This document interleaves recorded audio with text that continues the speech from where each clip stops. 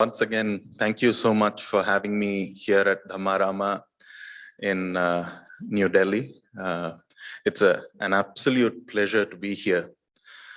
First of all, having been born and raised in India and having benefited so much from the Buddha Dhamma, it's really wonderful to see, the Buddha Dhamma flourishing here. All thanks goes to Dar Sahab and the group of volunteers who are dedicating their time, their energy, their efforts, a large part of their lives to this endeavor. So sadhu, sadhu, sadhu. It's a wonderful, wonderful opportunity for all of us to get together, all of us to reflect. And two of the most important aspects of a monastery come together in a place like Dhammarama. So even though this isn't a monastery, right? The first thing is community. So there's a lovely community of people here, there's another community of people online, but I'm sure there's ample opportunity to meet and to reflect and to discuss the Dhamma for mutual benefit. And as a result of these discussions, new ideas, new approaches, all of these come up. So community is a wonderful thing. And then, of course, you have Dar Sahab's guidance of years of experience. So again, a wonderful resource that leads to progress on the spiritual path. So two very, very important things. And I walked in today from the airport. Deepti ji and Deepak ji picked me up. So I came in and saw the facilities and walked into my room, and it was like walking into one of our Ajahn Chah branch monasteries. And everything was so beautifully set up. Everything was so thoughtful. Bed was made up. There was, even a universal adapter for electricity and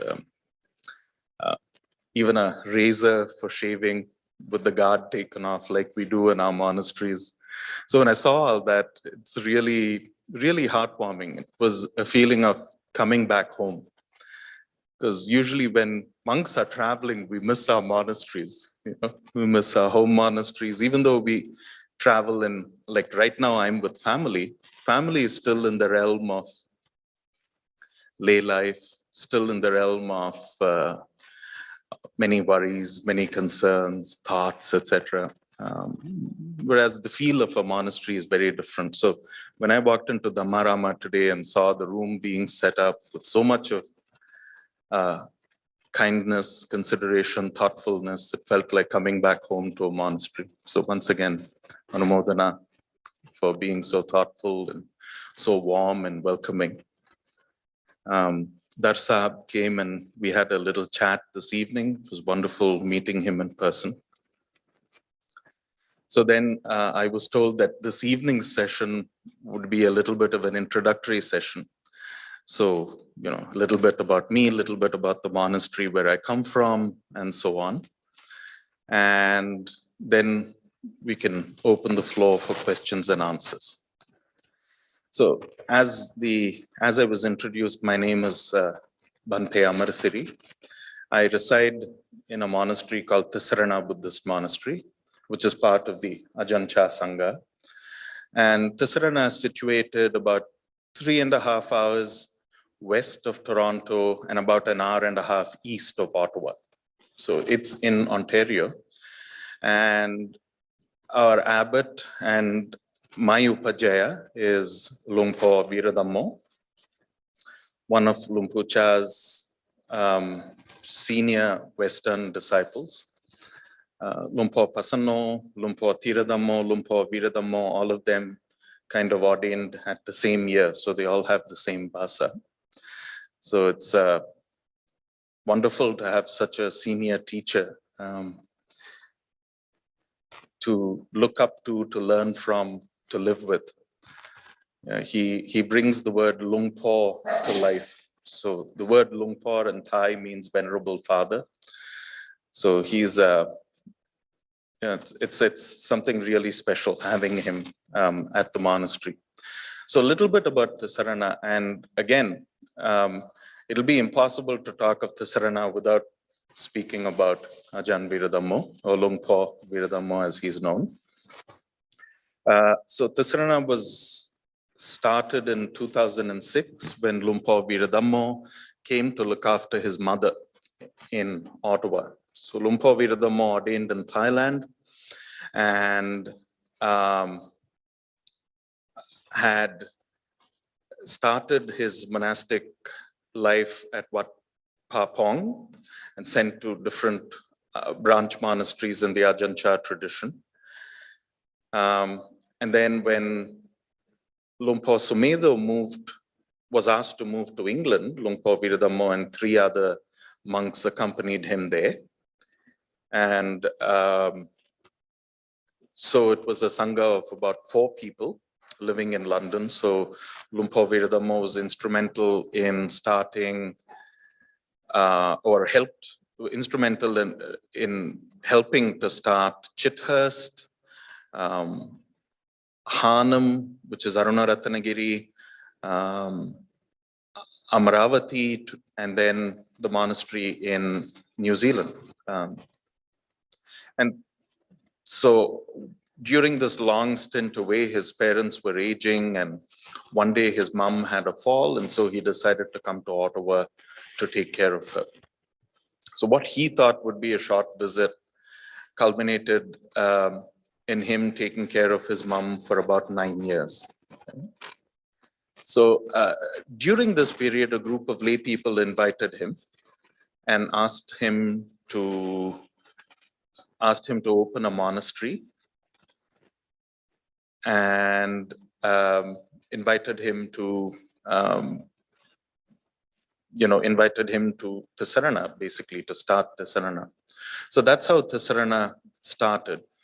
Ajahn Viradhammo would still travel between Ottawa and Perth, Ontario, which is where Tisarana is.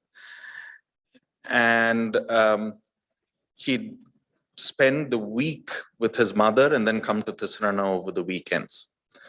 And Ajahn Kusalo was the abbot at that time, right? So that's how Tisarana started. Initially, it was on 108 acres of wooded lands. So it wasn't fully forested, but it was new growth forest.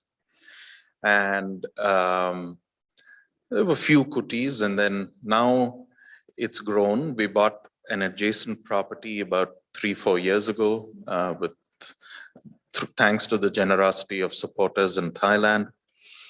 And so now there's about 160 odd acres, a few kutis. We're a very small sangha. There's of course Lumpur Viradhammo, Ajahn Pavaro, myself, Amarasiri Medo, then we have a Samanera and 2 Anagarikas.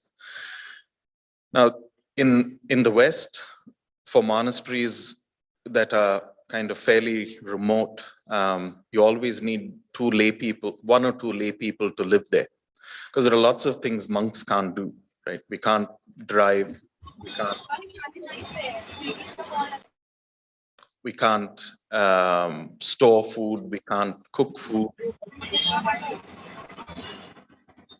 We're fairly dependent on lay people for a lot of things. So we have 2 stewards staying there at Tisarana as well.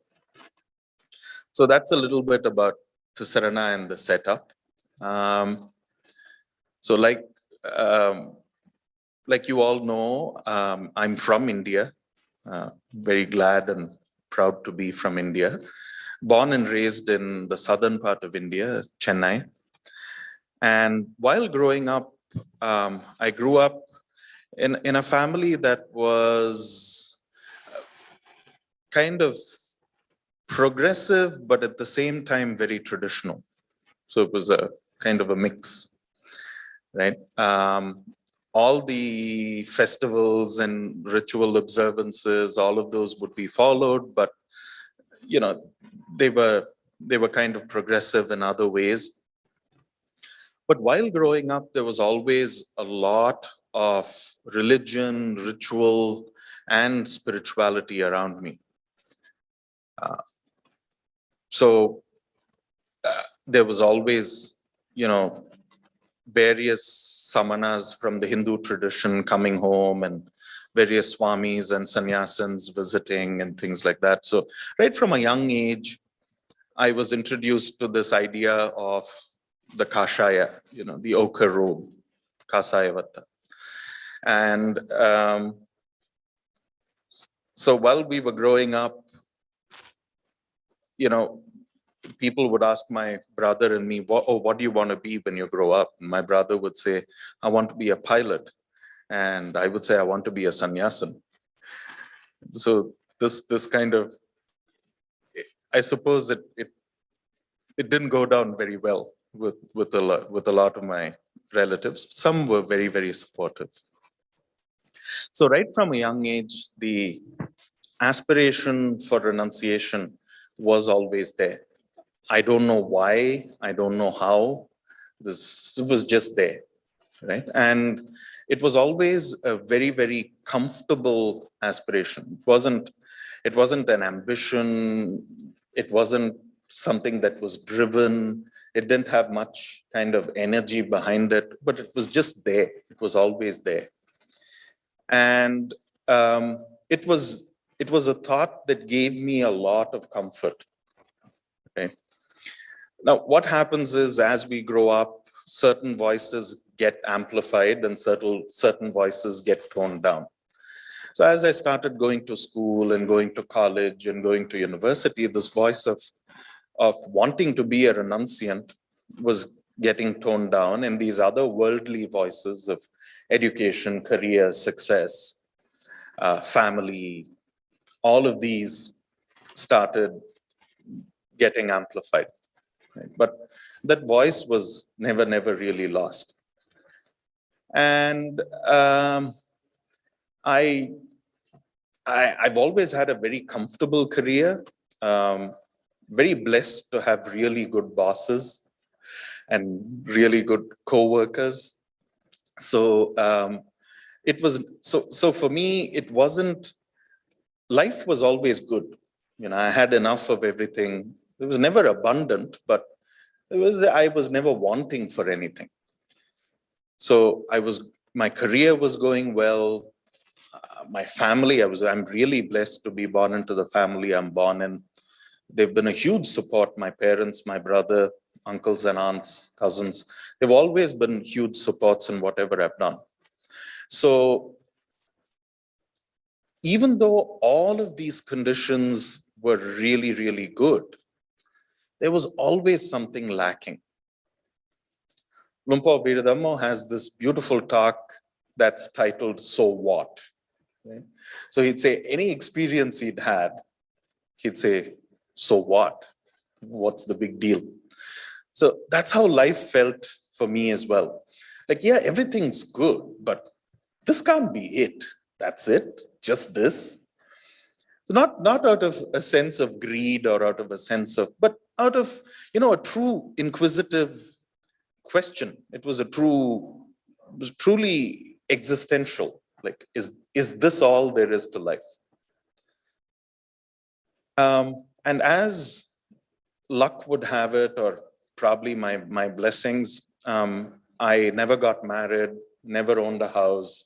So all of those various kinds of things that could have been tricky to get out of if I were to become a renunciant, none of those obstacles were there. So I was living in different parts of the world, moving to different countries, having various experiences with my career, having a good time, but yet always feeling the sense of lack. There's always something missing. There's always, just like, this can't be it, that kind of feeling. And over time, that feeling started getting stronger and stronger. And very often the voice of renunciation would come back. But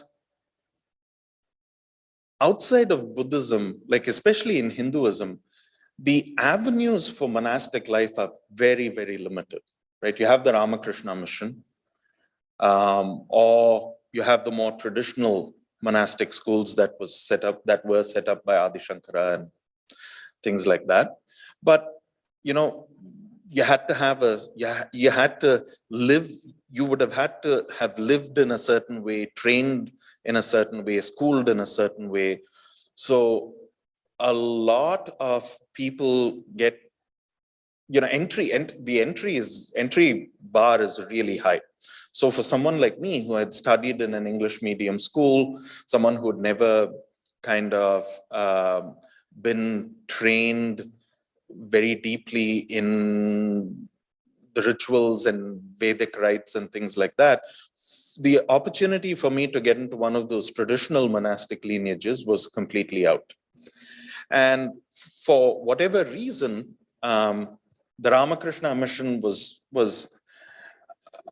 it was a very familiar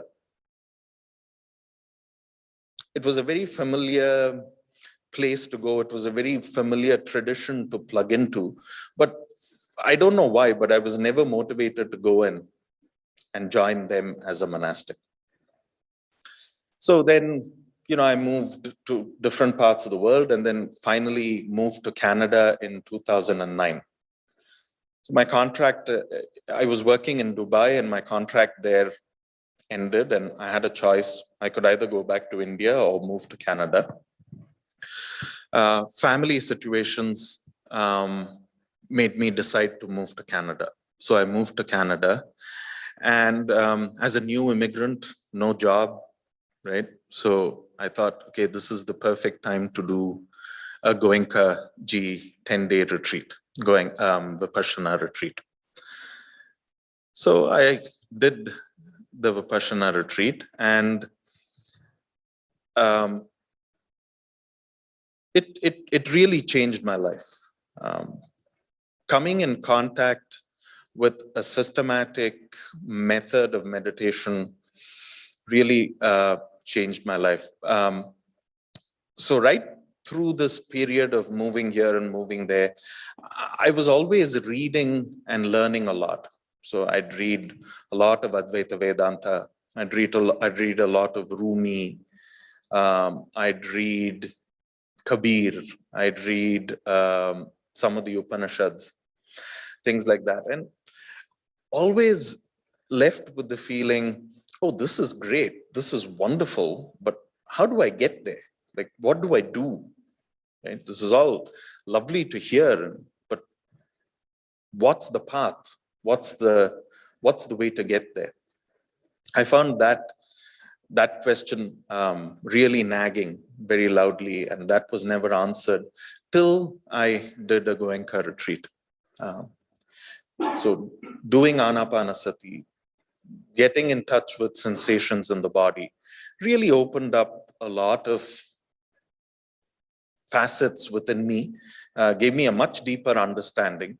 And then I could say, okay, so this is what leads me to where I want to be. Right? So I kept going back and doing many, many other Vipassana courses. And slowly this voice of renunciation started getting its volume back, started getting its amplification back. And so I would go to different monastic institutions, different temples all over Toronto. I would interact with monks. But again, none of them kind of really gave me the level of comfort to say, okay, this is where I want to be. Right? Now, it's not that I had any kind of really specific list as to this has to be checked off or that has to be checked off. No, I never had that kind of outlook when I was going to these different temples. But somehow it just wasn't right. The fit just wasn't right. So finally, Ajahn Brahm was visiting Toronto. And my doctor was the person who was sponsoring Ajahn Brahm to come to Toronto. Now, as some of you may know, Ajahn Brahm was a student of Luang Por Chah. So Ajahn Brahm came to Toronto and he spoke about the Dhamma Vinaya, right? So in all of these the various monasteries and temples I was going to, they would always speak about the Dhamma, but they would never really reference the Vinaya. So Ajahn Brahm started talking about the Dhamma Vinaya, and then he started talking about the Thai forest tradition, started talking about Luang Por Chah, and then I said, oh, wow, this sounds really interesting. You know, it's got discipline, it's got the teachings, you know, it's the real deal. So at the end of the retreat, I went to him and said, you know, I'm really interested, and how do I learn more about this tradition or this kind of sangha? And he said, well, go and see my friend Ajahn Viradhammo in Perth, Ontario. And there's this monastery there called Tisarana. So he told me that on a Wednesday afternoon, and I was at Tisarana on Friday evening. And right at my first visit, you know, it was so impressive. Like the place, the feeling about the place, you know, how silent it is, how neat, orderly, things like that. It was very, very impressive. Now that evening, Luang Por was away teaching in Ottawa, so I couldn't meet him then, but I met him the next morning. And then and there, something told me, you know, you found your teacher. This is where you've got to ordain. This is what you have to do. So the decision was made. Again, there was no checklist. There was no, is this right? Is that right? That was actually the first Theravadan monastery I had ever visited. So I had no clue about, you know, what a Theravadan monastery should be like. I had no clue about Theravada, but something just felt absolutely right with that decision. And I put my name down on the waiting list, gave myself 3 years, but things just started moving so quickly. I was able to wrap up everything in about 1.5 years, and September 2016, I joined Tisarana. Now, the system of training in Western monasteries is slightly different to how training is done in Thailand, right? And that's partly because Thai culture, Thai society is so supportive, and it's steeped in this culture of Theravada, and it's steeped in this culture of monasticism. But then if you're looking at a monastery in rural Ontario, there's none of that background. There's none of that there's none of that societal support. There's none of that backbone to kind of help with the other things. So what we do is, if someone's interested in ordination, then they come and visit the monastery, and they keep coming back over many weekends or over many visits to kind of form a rapport between Ajahn Viradhammo and them, and then the Sangha and them, the other lay people and them. And after having done that probably 4 or 5 times, they are invited to come and serve a winter retreat. So our monastery is completely closed from January to end of March. The monks, the Samaneras and the Anagarikas, they're all on retreat at that time. So we get a group of people who come and volunteer to serve the winter retreat. So if someone's very interested in ordination, we tell them, okay, come and serve the winter retreat, because we've already observed them when the monastery is fully active. But winter retreat is when there's a lot of solitude, there's a lot of silence. So we've got to actually test the candidate and see if the candidate can actually do well in both community, busy settings, as well as solitude, silent settings. So that's why we get them. And then if they do well there, then they request to become Managarikas, and they're on 8 precepts wearing white robes. And that training usually lasts for about a year. At the end of the year, all going well, everyone's happy, they still want to progress, then they ask for Pabaja. They take on the ochre robe, and they become Samaneras with 10 precepts. And that training lasts for about a year. And finally, they ask for Upasampada. And, the community meets, everyone discusses. The bhikkhus sit down and discuss the request, and we come to a decision. And so by then, usually the candidate, has to, he would have spent 2 years there and be familiar with everything. So at that point, it's rare that it's a no at that point. But this is the kind of training that we follow in most Western monasteries. Of course, each monastery differs a little bit here and there, and each abbot does things differently. But that's what that's the kind of training, and that's the kind of path that most of us take. At least that's the path we all take at the Sarana. So if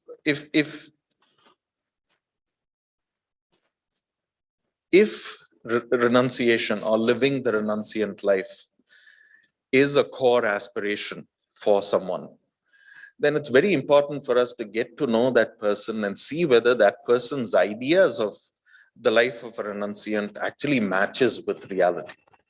Because very often what happens is that people come with varied ideas, different kinds of expectations, different kinds of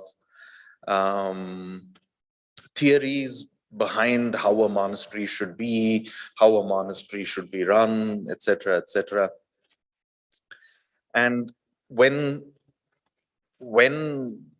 they actually come into contact with the reality, right? When they're actually in situ, they are in a monastery, they're in the midst of a sangha, they're in the midst of a group of lay people living and working there, then all of these ideas and thoughts and expectations get challenged. And that's exactly the most important teaching that I have gained out of monastic life. It's not about an approach of what I can get from the system, what I can get from the monastery, what I can get from the teacher, but it's more a sense of what I have been able to let go of. Where can I serve? What can I do to be useful? And those are the attitudes we look for in any aspiring monastic. And that's exactly the beauty of our system, because Lumpucha, everyone, all the senior Ajahns always keep saying how important community life was for Lumpucha, and how he would always stress community life. And life in one of our Ajahn Chah monasteries really brings that out. Because what happens is, it's not like a retreat center. So you don't go and you don't sit and meditate for 12 hours a day. Your food is not brought to you. There's a work period. You've got to interact with people. You've got to help do the dishes. You've got to wash your own clothes. You've got to clean your own kuti. And in the meanwhile, you still have to come for morning chanting and evening chanting, come for the other communal activities. So it can get really, really busy. Right? It can get absolutely, sometimes even frustrating. My God, I did not come here to do this. But that's the challenge, right? Okay, you didn't come here to do it, but you're here now. What are you going to do? Are you going to pack your bags and walk away, or are you going to take this on? And I think that's what community life does. That's what monastic life does, is that it helps you push boundaries just that little further than you thought you could go, right? We don't do any, we're not Shaolin monks. we don't do anything really hard or things like that. But just to think, oh, okay, I took that. Someone could have been really rude to you, or someone you would have said something and people could have totally mistaken you, or you could have a terrible work period with this one person who you just did not want to work with. But then you look back and you say, I did that. Wasn't that bad? Oh, so I can do that. I can do things like that. So it instills a sense of confidence in you as well, right? And along with that kind of sense of confidence, there's also a feeling of belonging. You live in a monastery, you're there for a while, you get to know the people get to know you, so your quirks are known, their quirks are known by you. So then life becomes a little more comfortable. But it's always a process, right? And what's important is, along with the idea that monastic life is not a life of ambition. Like, it's not there for people to get something. It's not there for people to become something. But it's an opportunity of letting go. It's an opportunity of witnessing. It's an incredible privilege, where we are protected by the set of rules that's called the Vinaya, the Patimokkha, and then the wider scope of discipline that's called the Vinaya. So that's always there as a protection. So you can't cross that boundary. But within that boundary, there's absolute freedom. There's very little choice in a monastery, right? So we don't decide, today I feel like wearing a yellow shirt, or I feel like wearing slacks, or I feel like wearing jeans. No, this is our uniform. This is what we wear. This is our hairdo. Like, everyone gets the same hairdo. In the meal, we follow seniority, right? So there's no kind of jostling who goes first, who goes next. So life is really simplified. Not much choice in a monastery. And as a result of which, there is tremendous freedom in the mind and in the heart to actually, when the mind is not busy with all of these things, with all of these choices, then it has a lot of freedom and a lot of scope to actually witness what's going on in the present moment. The bandwidth suddenly increases, right? So there's a feeling of, okay, I'm available, I'm here, I'm going to watch what's going on. And to be able to have an environment that actually acts as a home, as a true home, as a refuge, where you can sit and watch what goes on in your heart and in your mind, is an incredible privilege. It's not easily available outside. So whether it's Tisarana or whether it's Dhammarama, you could create those conditions for yourself. Right? The true monastery is not out there, but the true monastery is in here. Right? Make that your true refuge. So, the kind of encouragement is, Thomas Merton actually wrote this line, and it's a beautiful line. He said, not everyone can be a monk or a nun, but there's a little bit of the monk and the nun in everyone. And that's so true. So the idea is, even if you cannot live the life of a renunciant, bring the idea of renunciation into your life. It'll do a lot of good. So see which parts of life can be simplified, where you can cut down on choices. So don't give yourself a lot of choice. Make your decisions simpler, make decisions easier. And then you'll start really appreciating all the bandwidth you get out of a free mind. And that's one of the key elements of monastic life, along with community, along with training with people, along with hierarchy, along with respect. And of course, there's Kalyana Mitrata. Monastic life just would not work if we didn't have good friends on the path. And exactly how lay groups function as well, right? Like without good friends, without people who you can go and talk to, without people who you can consult with, without elders who are there to guide you, this kind of progress just wouldn't be possible.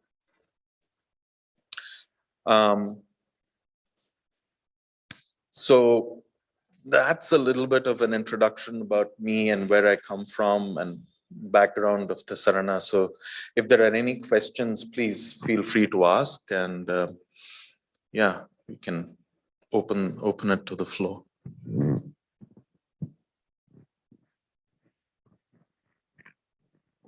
Thank you, Bhanteji.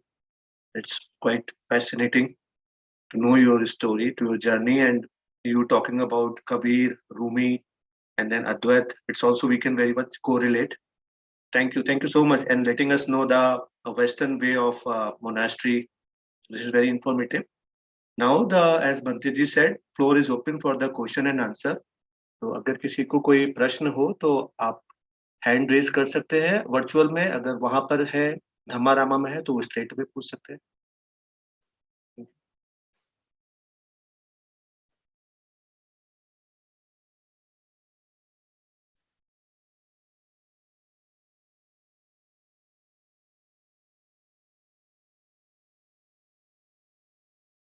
Bhante, I have one question, if I can.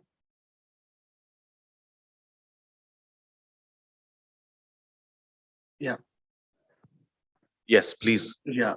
So one very obvious question that you said that you had intention since your childhood, and once you decided, so what was the reaction from the family? That's a very interesting question. Luckily, I got complete support from my parents. So I've been toying with this idea of becoming a monk. So about a year and a half before joining Tisarana, I started shaving my head. And though I had given up I used to have a drink socially, and I used to smoke occasionally. But about 2 to 3 years before that, all that was wound down. So my lifestyle, there was a distinct change in my lifestyle. So my family could see, okay, something's up with this guy. So then, when it was time, Lumpur said, okay, you got to call your parents and get their permission. My dad kind of said, yes, if that's what you want to do, we support you. At the end of the day, you have to be happy. So he was very supportive. Then my mother came on the line. So I was in Toronto and I was calling them on the phone. Mom came on the line and she said something really interesting. She said, I'll give you permission on one condition. So I said, sure, what's the condition? She said, well, if you do this, you do this for life. If you don't do this for life, I'm not giving you my consent. So that kind of came as a shock. But I said, yeah, sure, hopefully can do it for life. So yeah, that's the reaction from my parents. In general, it's unfortunate. The idea of someone becoming a renunciant, right, is not taken very well in most societies. Like in India, you see all these sannyasins and sadhus and fakirs, and people have great respect for them. They go and feed them, they prostrate before them, they fall at their feet, they ask them for advice. But if their son or someone in the family wants to become a renunciant, the immediate response is, oh, no, anyone but my son. That kind of, that's the immediate response. And over time, what has happened is a renunciation either becomes a retirement plan or it becomes something that people do when they have failed at something in life, or so so the idea in general that I've kind of encountered is that, okay, you live your life, you get married, you have a family, you fulfill all those responsibilities, and then when you're towards the twilight of your life, then you can become a renunciant, right? That's the most often heard description or expectation of renunciation. Or the other thing is, oh my God, you've become a monk. Why were you not happy with your career? Didn't you do well in life? Did you have a very painful love affair, or were you hurt? Or so it's always this kind of looking at renunciants in a kind of way that they're running away from something, or they're going away from something. But no, that's not. Renunciation can come out of. It needn't come out of, say, the limitations of old age. Neither out of the pressure of failure. It can actually come out of intentions during times of plenty. When someone has a good career, when someone's really happy, then when someone wants to renounce, it can happen too. And that's important. If you take the life of the Buddha, that's what happened, right? The Buddha was actually, he was at a key moment in his life. He'd gotten married, he had a child, his father was old, obviously he was heir to the throne, so he was going to be the king.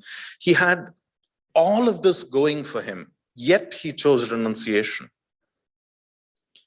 Right. So I think it's really important to look at renunciation that way. That yes, to quote Ajahn Amaro, do send your best and your brightest. It's not that renunciation is a second choice. So yeah, to answer your question, I was very lucky that a lot of my family and those who really mattered supported me, but very often it's a struggle for a lot of monastic aspirants. And, Thank you. Yeah, please. Thank you, Bhante. One more question I got.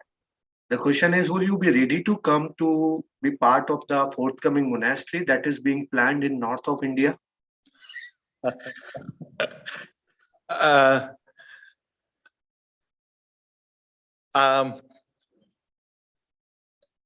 I've made a promise to myself that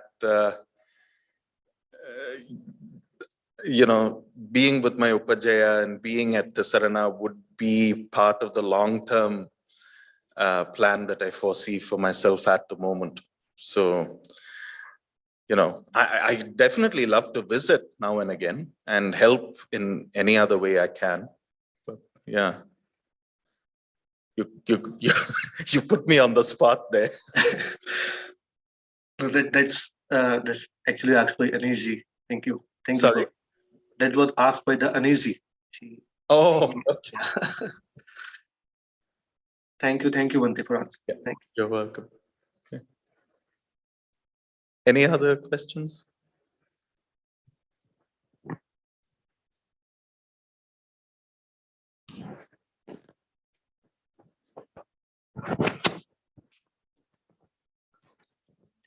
I just wanted to make a remark for all of us that your lay name was Siddharth, incidentally. Yeah. And an interesting thing is that apparently when I was born, they made my horoscope, and the person who wrote the horoscope out warned my family that I'd be a renunciant. And I had no idea about that till my mother told me after my Pabajja. So, yeah, coincidence. So Bhante, a question, you from what you said, I gather that your family was following a particular tradition. And while your parents gave their consent. What do you see the role of tradition and, the conflict of ideas and thoughts, especially when one is making that move? That could be just for an individual also, because they're moving from one kind of environment into another, or it could be from the people who are influencing that individual who's now moving into another environment. It's an opportunity for reflection. It's an opportunity for inquiry. It needs a lot of courage, because ideas that are familiar to you, ideas that you're comfortable with, do get challenged. But there's always things you can learn when you're comparing two things. And they need not be mutually exclusive. So in my own case, the kind of teachings we get from Lumpu Sumedo, Lumpu Viradammo, most of our ajans, most of our Kruba ajans, I don't find that it has any kind of conflict with Advaita Vedanta. So sometimes it's also a question of actually understanding what the teaching is trying to convey. So you might read a translation and it might give you a certain picture, but being with it, reflecting on it, going a little deeper, and actually trying to apply it to oneself. So when there's a teaching, see how that teaching actually applies to your personal life. That exercise becomes a tremendously valuable exercise. And so whether it's a monastic aspirant who wants to move from one religion to another, or a layperson who's grown up in one tradition and has to move to another tradition, it's important to have the confidence to look at these things in depth, and to be with that feeling of discomfort, to be with that feeling of doubt. Because it's only out of that feeling of doubt and discomfort, it's only out of that clarity can actually arise. Because if doubt didn't exist in the first place, then there's no need or no room for clarity. So very often patience, be patient with the inquiry and let it unfold and see where that takes you. But again, there's no one answer or one universal answer to that question, because each one's circumstances are unique, each one's understanding is unique, each one's mind frame is unique. So reactions are also different.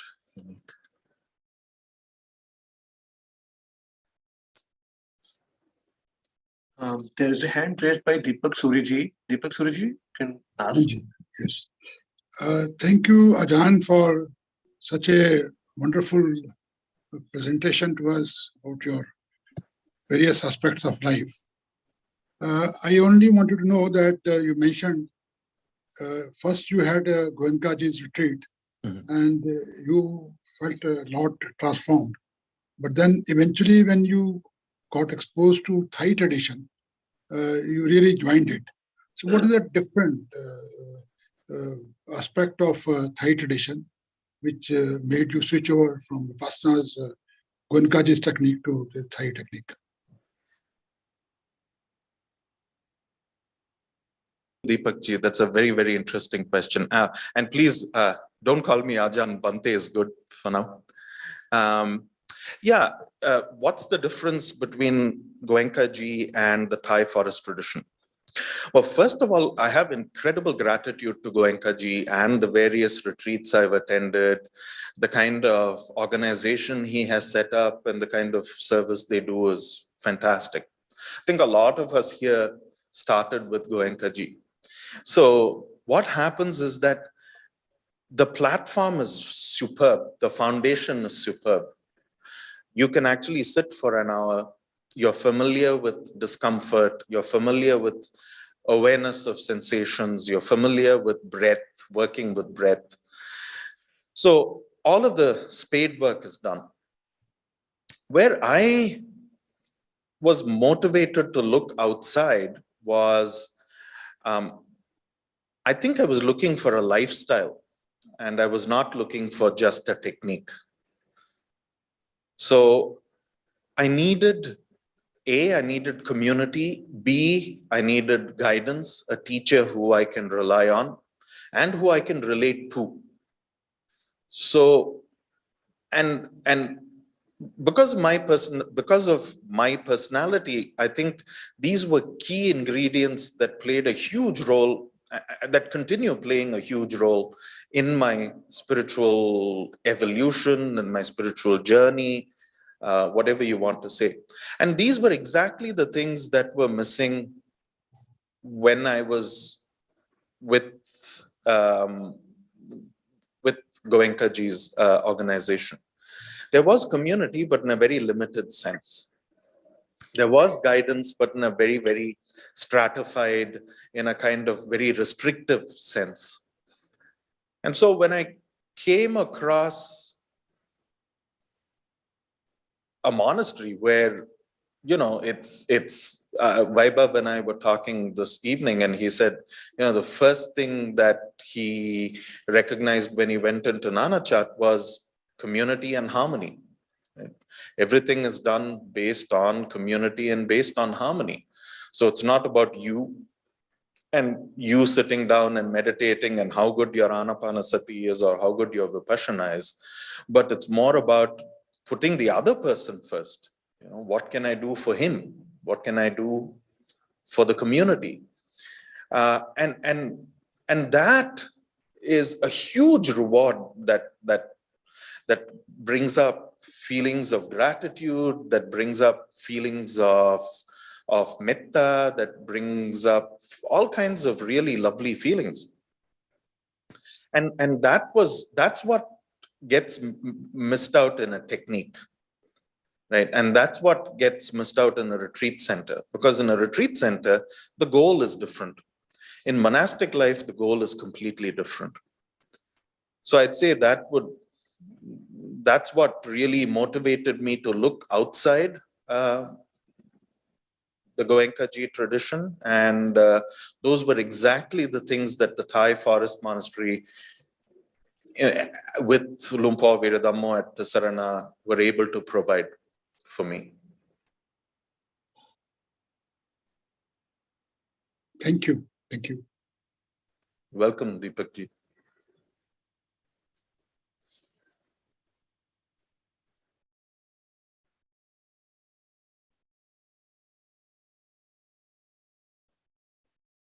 Any questions from the floor?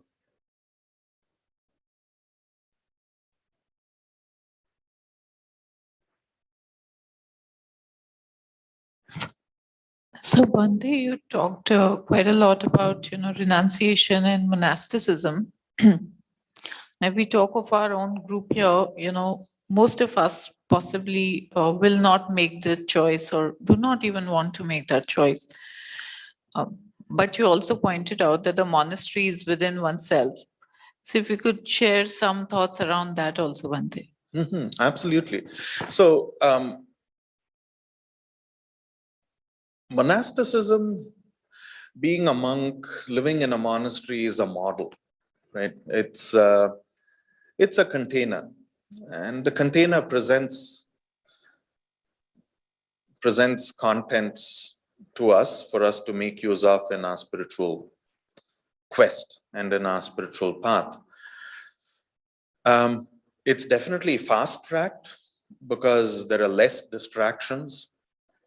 Like I mentioned, there's less choice. There's a certain structure. So all of these become really good supports and really good springboards from which the spiritual journey can either begin or continue, or so then if you don't make that choice, then what can you do, right? I think this is where you look at the model of monasticism and actually see how you can apply that model in your life.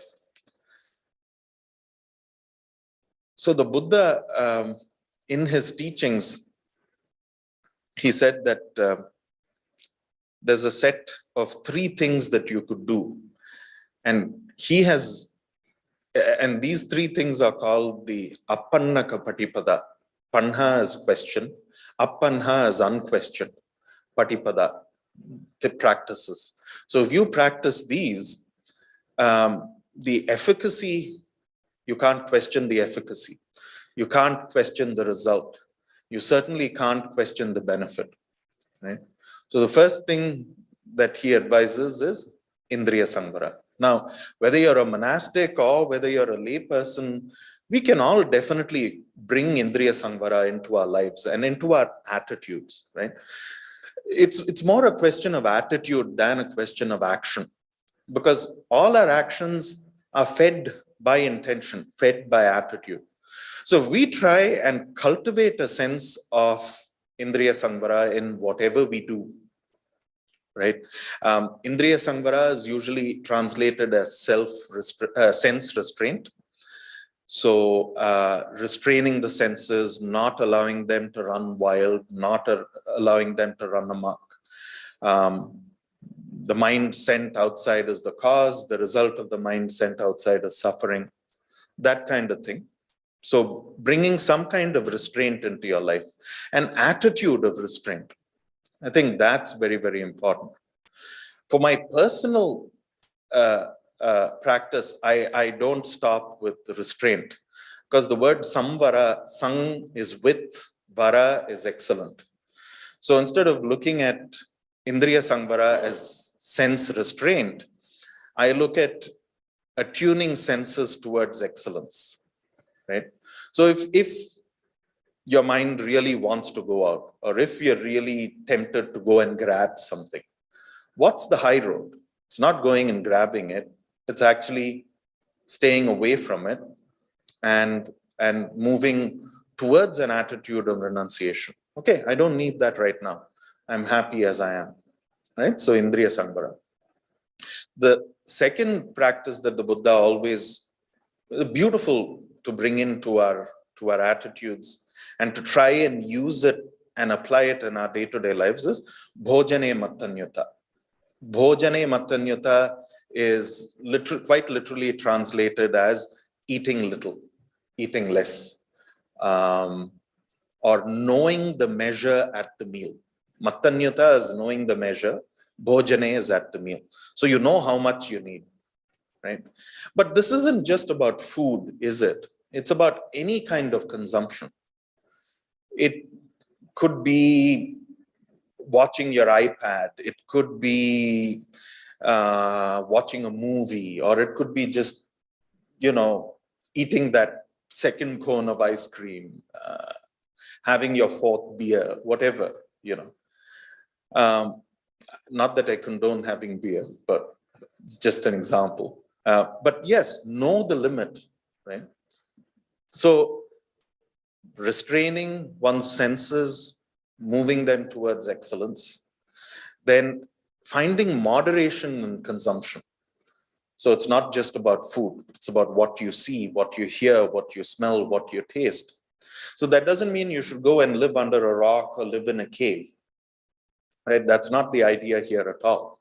But the idea is actually to find that optimum level, right? What Lumpur Cha says, podi, in Thai, just right, just enough. That kind of Bhojane Mattanyuta. So consumption, moderation and consumption.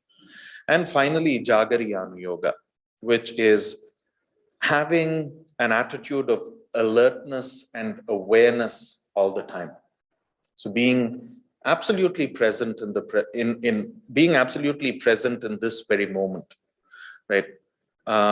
Being attentive, being involved, having a sense of spacious awareness of everything that goes on around you. Which, in other words, is just kind of, being here. Don't kind of wander off into la la land. Try and make an effort of engaging with what's going on here and now. Being plugged in, or as Lumpo Viradhammo would say, open and available, right? Being present. So yes, even if one is not one doesn't want to pursue a life of a monastic, even if one is not inspired to take on that role, you can definitely cultivate an attitude of renunciation in our lives, and I think that's why we end up having a spiritual quest, and the irony is we find a lack in our lives, and we try and fill that lack with everything material. But nothing material can fill that lack. What can fill that lack is actually letting go of what you have. So it's not a question of filling the hole. It's a question of expanding it. It's a question of letting go. It's a question of, being open, being spacious. So that's what I'd say. Banteji, I have one more question from Sanil. She want to ask, kindly mention the writings or the books that introduced you to the Buddhism. Thank you. Sorry, can you repeat that question, please? Kindly mention the writings or books that introduced you to the Buddhism. I just did a Goenka course. That's it. I didn't read very much. I got really interested and I started reading after I became an Anagarika, actually. But yeah, I mean, what I would recommend is Stillness Flowing. If you want a contextual understanding of the Ajahn Chah Sangha and about monastic life, Stillness Flowing is a great resource. And I've read that many times over, but that did not lead me to Buddhism. Then the other book that I would strongly recommend, if you would like a firm theoretical grounding in Buddhism, is called the book is called Buddha Dhamma, and that's written by Prapayutto. Both of these are available online and for free download. So I would strongly suggest either of these two books. Yeah. Sorry? Buddha Dhamma. It's called Buddha Dhamma and by Prapayutto. Very well respected, renowned Ajahn in Thailand. And actually that book is so good that Ajahn Jayasaro writes in the foreword that if he were to be stranded on a desert island and were allowed to take one book, he would actually take Buddha Dhamma. So you can't get better validation than that. Does that answer your question? Bante, yes. And one hand is raised by Sampreet. Samrit, yeah. Yeah, so please ask. Okay. Hello. Hello. Hello, Bhante. How are you? Very good. Thank you for your enriching talk. Actually, I'm visiting also India. I know, I think I've been in touch with you through email before. I also stay in Canada, but I'm visiting here for a while and I'll be returning in Jan. Oh, right. Samrit, from Niagara Falls area? Correct. Okay. Yeah.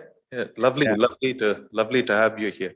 Oh, likewise. And it was very enriching talk. Thank you so much.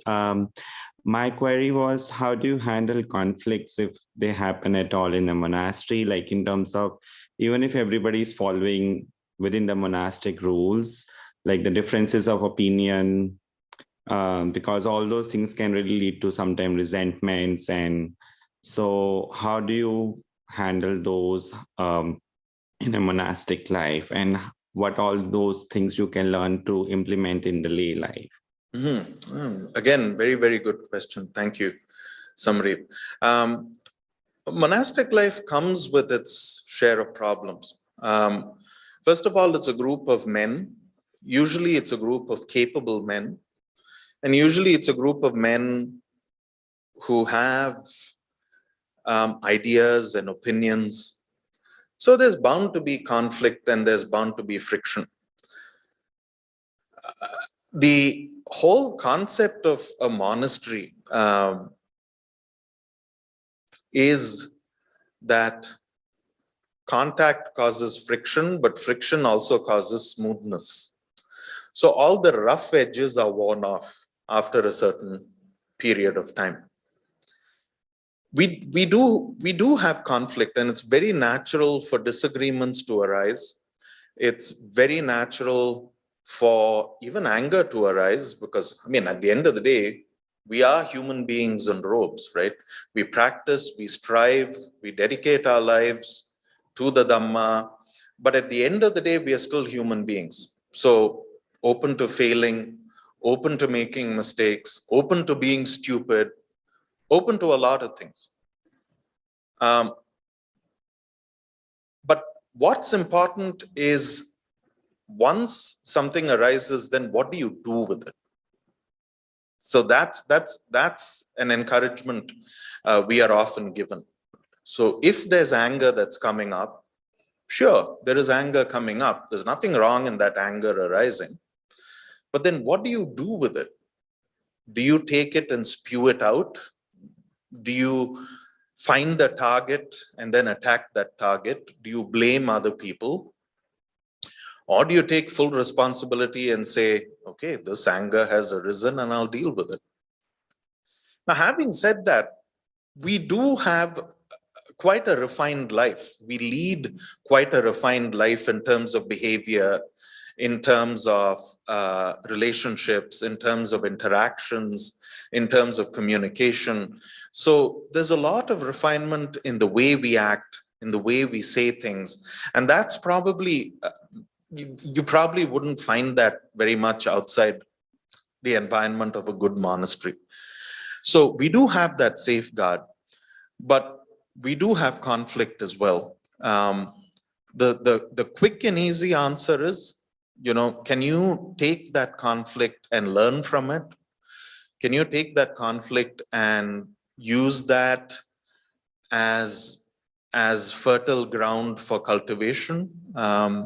Or do you just run with it and make a mess of things? Right. So there have been instances where people make a mess and they run with it. People get angry and they might say something they regret, but there's always a mechanism to go back and say, I'm sorry, and I'm willing to make amends. And the amends that I'll make is that I would never repeat this behavior, or I'll try never to repeat this behavior. So conflict is natural and it does exist, but it's more how conflict is handled and what comes out of that conflict, rather than trying to be the perfect human being or the perfect community and the perfect kind of group of peers who'll never have conflict, who never have misunderstandings, because that just would never happen anyway. Does that answer your question, Samrit, or do you have a follow-up? Yes, yeah, mostly yes. Thank you so much. Yeah, it becomes really difficult. I mean, when you're in with the same level of people in the monastic, it's easier, but in lay life, it becomes really difficult at times, because not everybody's at the same wavelength. Exactly. And you don't want to spew out your anger, but at the same time, there are certain things other people are doing not justified. So it becomes really hard to navigate through those situations. Absolutely. And what happens is, some different people have different standards. Some people have higher standards, some people have lower standards. So that itself could be cause for an irregular playing field. And but again, the idea is not to capitulate. The idea is not to be a doormat. Definitely, leading a spiritual life is also a life of courage. So it's not that you take whatever is doled out to you, or you take whatever is dished out to you. There is a time that you could be firm without being offensive. And that's very important. That's a skill to learn even in the monastic life as well. Because you do have instances where people could be senior to you and you really can't say anything against them, but they do or say things that are not quite comfortable. So it's a skill. It's that skill. It's cultivating that skill of being firm, yet being respectful, and being honest. I think that's really important. Really being honest about one's feelings.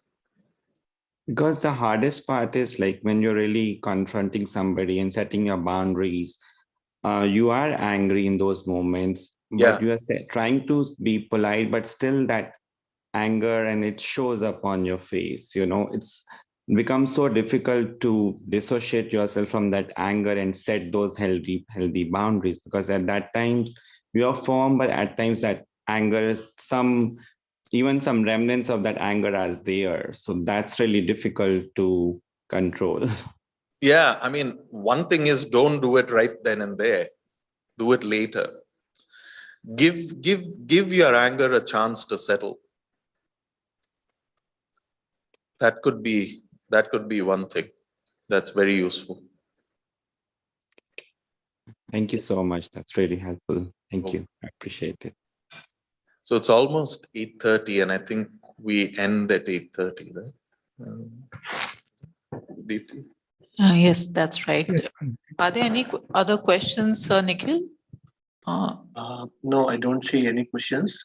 So maybe we can request Bhanteji for Karniya Mitta Sutta. Sorry. Any blessings? For the chanting. Oh, Karaniya Metta Sutta. Okay.